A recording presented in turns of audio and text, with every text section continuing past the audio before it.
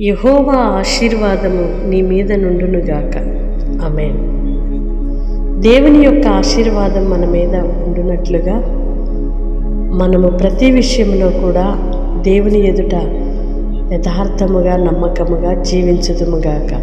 దీవించబడాలి, ఆశీర్వదించబడాలి, మంచిగా ఉండాలి, మేలు కలగాలి అని కోరుకుంటాము. కానీ ఎలాగూ మనము ప్రవర్తించాలో, మేలుకు తగినట్లుగా, మేలు పొందుటకు యోగ్యులుగా మార్చబడినట్లుగా ఎలాగూ మనము ప్రవర్తించాలో తెలియకపోవటమే దుఃఖకరం.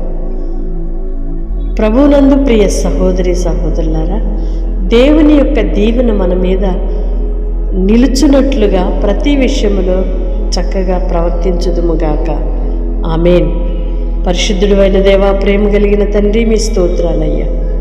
ఇంతవరకు మీ కృపలో మమ్మలను భద్రపరిచి మరొక నూతన దినాన్ని మా జీవితంలో ఇచ్చారు. ఈ దిన దీవెనల చేత మీరు నింపి నడిపించండి. ఎందరైతే బిడ్డలు నాయనా ప్రార్థనలో ఏకీభవిస్తున్నారో ప్రతి ఒక్కరిని నిండారులుగా దీవించండి. మీ ఆశీర్వాదం వారి మీద ఉండునుగాక, మీ దీవెన కలుగునుగాక.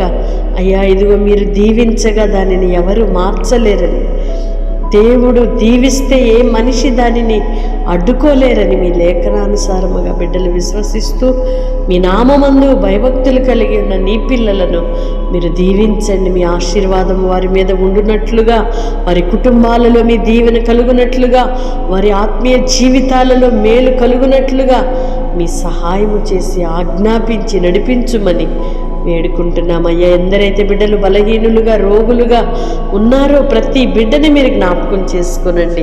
వారున్న ప్రతి బలహీనతల నుండి విడిపించి మీ సాక్షులుగా నిలువబెట్టి మీ ఆశీర్వాదము నొందిన పిల్లలుగా మీ కొరకు ప్రజ్వలింప చేయమని యేసయ్య నామములో ప్రార్థిస్తున్నాను తండ్రి. ఆమేన్. దేవుని కృప మీకు తోడుగా ఉండునుగాక. దేవుని నిండైన ఆశీర్వాదం మీ మీద, మీ పిల్లల మీద, మీ కుటుంబాల మీద ఉండునుగాక. ఆమేన్. తప్పకుండా ఇతరులకు షేర్ చేయండి. ఈ పరిచర్యలో పాలిభాగస్తులుగా ఉంటూ ప్రోత్సహిస్తూ ప్రార్థిస్తున్న మిమ్మల్ని అందరినీ కూడా నా దేవుడు దీవించాలని నా హృదయపూర్వకమైన శుభాలు తెలియజేస్తున్నాను. ఆమేన్.